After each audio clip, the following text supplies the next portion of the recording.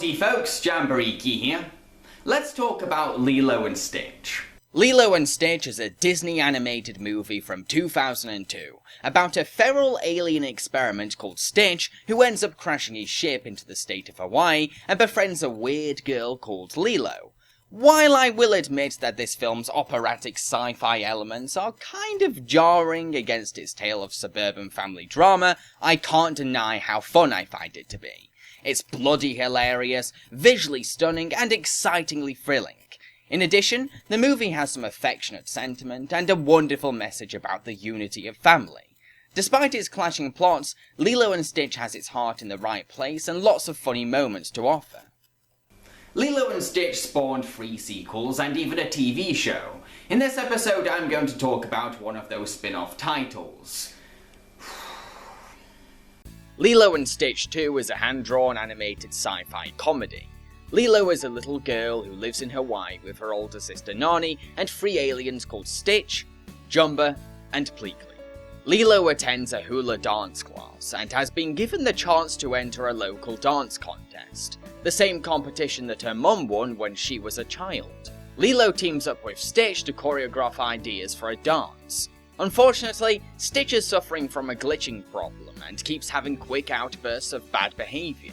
This means that Jumba, Stitch's creator, must build a fusion chamber to save Stitch before it's too late, because these glitches mean something very serious. Will Lilo win the dance contest? And what will happen to the cute little Stitch? I have a love-hate relationship with this movie. There are things that I really like about it, but there's also things I strongly dislike about it. While the movie can be heartwarming or sincere at times, it can also get really stupid. Let's start by discussing a few things that I do like about this film. First of all, the friendship between Lilo and Stitch is wonderful. There's a believable bond between them both, which is full of heartfelt affection. I love how they support each other when one or the other feels down. It's really sweet. These two are more than just a pet and his owner, they are best friends. This strong friendship helps us connect with them as characters and makes us care about their problems, obstacles, or fallouts. Second of all, this movie is very capable of providing some pretty funny moments. The film's humour is based around how weird Lilo is, how goofy Stitch can be, or how wacky Jumba and Pleakley are. These characters' antics often lead to some amusing moments. There's a comedic charm to the film that saves it from being too boring. Now, I do like some other elements of the film, but I'll carry on the positive points later on in this review. So let's talk about what I don't like about this film. Its writing is severely crippled by lots of dumb, forced and contrived storytelling. First of all, Jumba and Pleakley refuse to tell everyone else about Stitch's glitching problem. I have no idea why. It just makes things more difficult and causes problems. Jumba and Pleakley have many opportunities to get other people's help, but instead, they act like their involvement would be a bad thing. Why? I'm sure they would understand and would want to help save Stitch. Heck, I believe that everyone else deserves to know. Stitch is part of the family, and his glitching is dangerous to the public. When Jumba and Pleakley find out that they need to use household items to build the fusion chamber, they try to sneak a toaster out of the house, and they're afraid that they'll be scolded by Nani if they're caught. Guys, seriously, just tell Nani why you want to take her toaster. I'm sure she'll understand. You're not plotting some kind of terrorist activity. You're trying to save Stitch, Nani's sister's best friend. I'm sure she'll want to help. Even if she doesn't want to contribute her own toaster, her own plunger, her own whatever, I'm sure she'll happily go to the shop and buy this stuff for you. Why are you making things more difficult than they have to be? One of the worst things about Jumba and Pleakley's decision to keep the glitching problem a secret is that it causes immense tension between Lilo and Stitch. It puts their friendship in danger, it makes Lilo misunderstand Stitch's behaviour, and it frightens Stitch because he's confused by his own actions. Again, why hold this important information from the other characters? It could save a friendship, clue everyone in, make everyone realise that Stitch is in a dangerous condition, and gather more people to solve the whole problem.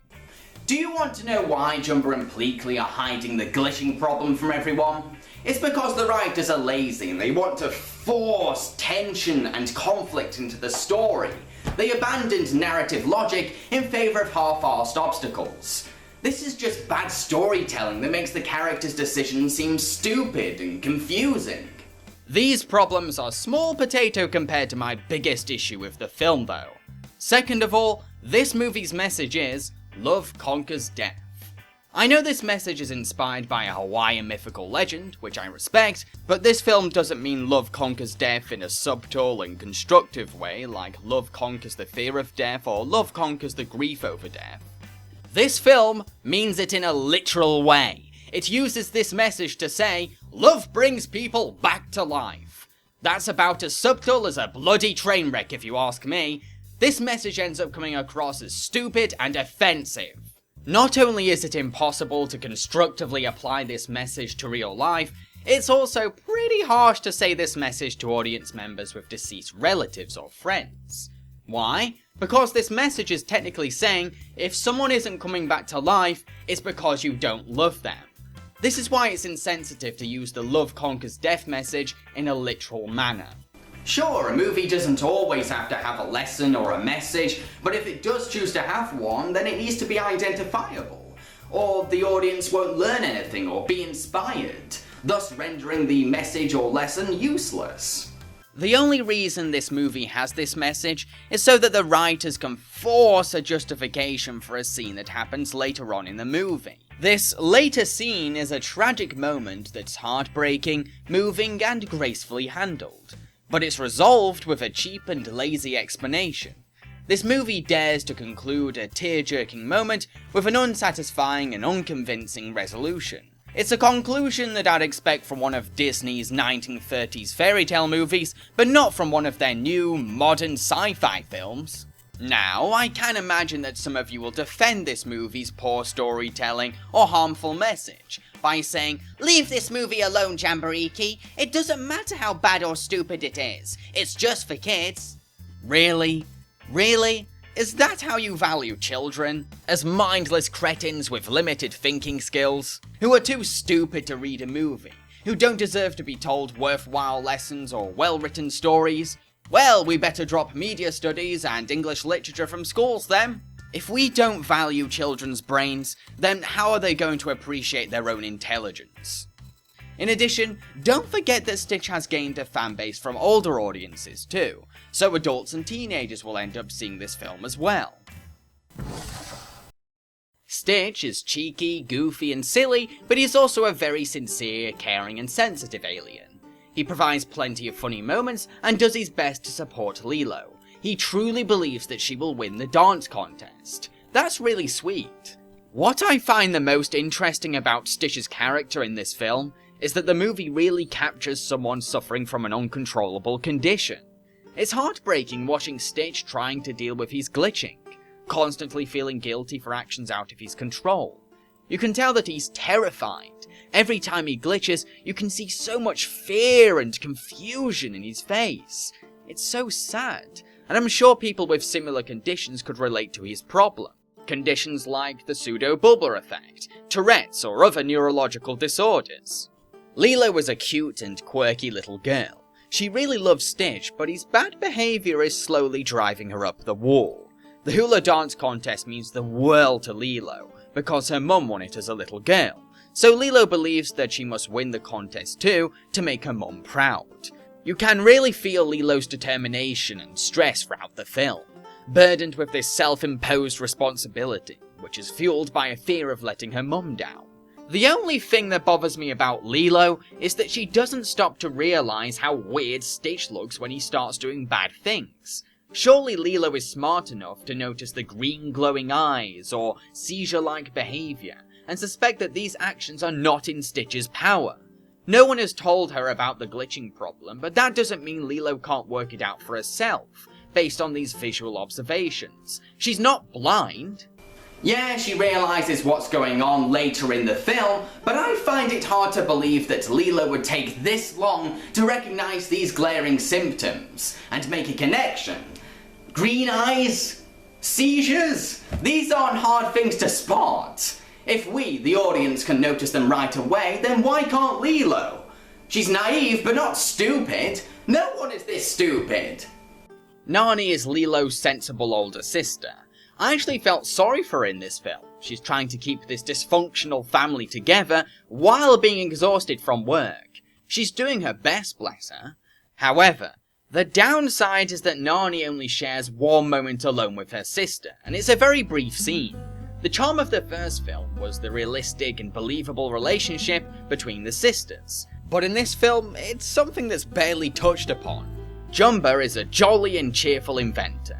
What I like about him in this film is that he really does care about Stitch, like he's a son to him.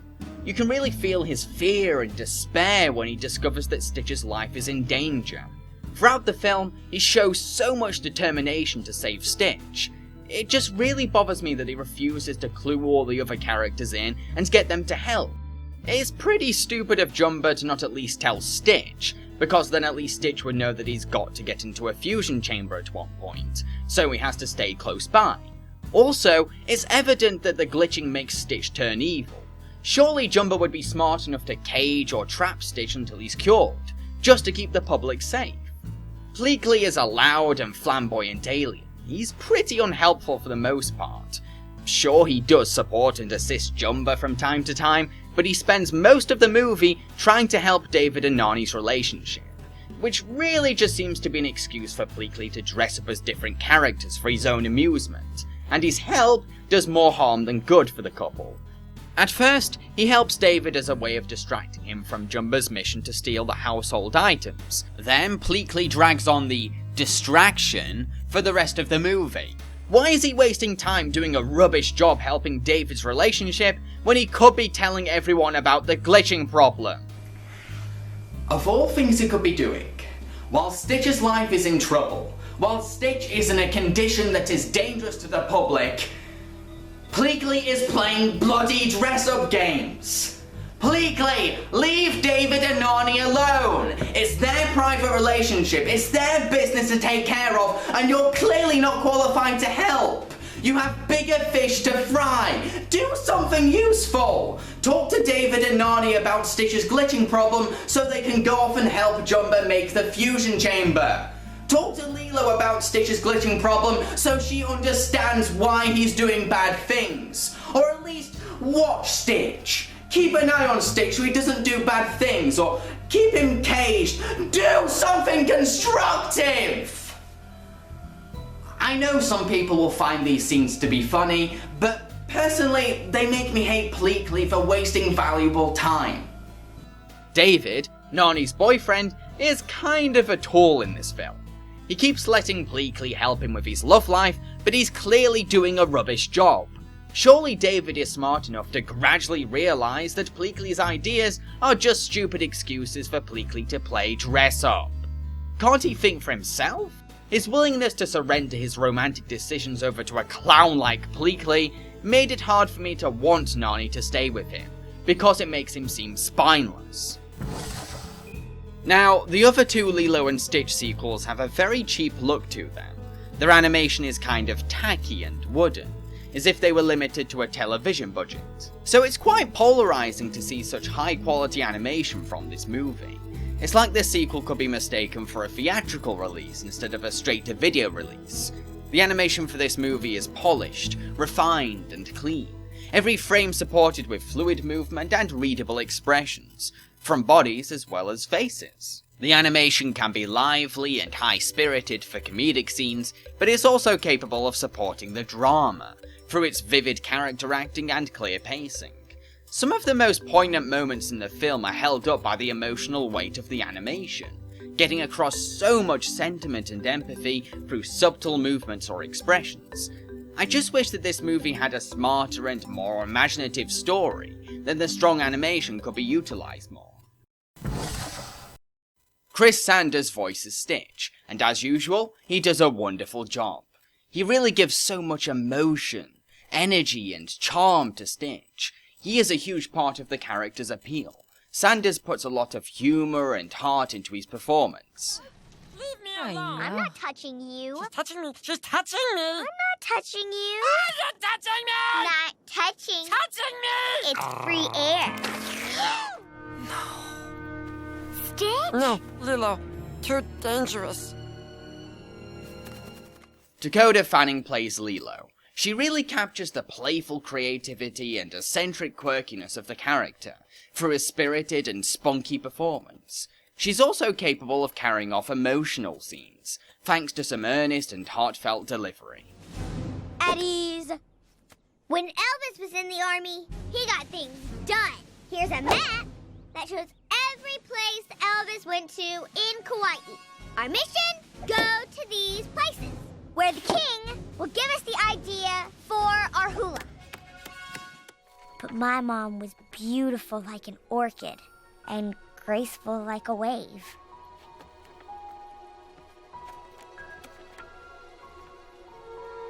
I'll never be like her. Tia Carrere voices Nani. Tia has a very pleasant-sounding voice, so she really pulls off the sweet and caring side of her character, but she has enough skill and energy to show Nani's angry side too. Oh, baby. You don't have to win anything for Mom to be proud of you. How do you know? Because I know everything. Okay, I don't know everything, but I think Mom would be proud of you just for being you. Hey! Oh, hey, Nani, we're out of lemonade. Bleakley! I just made that! David Ogden Stiers provides a charming and warm voice for Jumba. It's a really lovely voice. At the same time, Stiers is versatile enough to make Jumba sound cheeky in comedic moments or distressed in tense or sad moments. Now his circuits are going haywire. That's why he was freaking out in the house. He can't control it. If it continues, his circuits will burn themselves out like supernova. Can you fix him? I must, or my little Stitch will shut down. For good. Kevin MacDonald voices Pleakley, giving his character a camp, over-the-top and wacky voice. Some people may find it difficult to tolerate his voice, but I don't mind it, I guess. It's not too horrible to listen to, and it fits the weird alien design. Psst. I know what your problem is. What? I'm sorry to break it to you, but your relationship has fizzled. But we've been only going out for 3 weeks. A fizzle is a fizzle. According to this, comfort plus time equals boring. I think she's just tired. Tired or tired of you? Shh. Jason Scott Lee sounds friendly, timid, and soft-spoken as David. He's comfortingly laid back and calm in the role. Don't worry. I've got you, Nani. The original music for this movie was made by Joe McNeely, a composer who's done music for a few other Disney sequels, including Mulan 2, Fox and the Hound 2, Cinderella 3, and Jungle Book 2. McNeely's music for this film often captures the relaxing atmosphere of Hawaii, with peaceful acoustic guitar or carefree ukulele. His score also reflects the sorrow and tragedy of Stitch's uncontrollable condition, by sounding cataclysmic and distressful during destructive scenes, or somber when Stitch is contemplating his predicament. The soundtrack features a few Elvis Presley songs, a trademark that was incorporated in the first film too. Lilo and Stitch are huge Elvis fans, so the choice of using Elvis songs in the film not only emulates Lilo and Stitch's strong admiration for Mr. Presley, but also gives the film a link to its predecessor.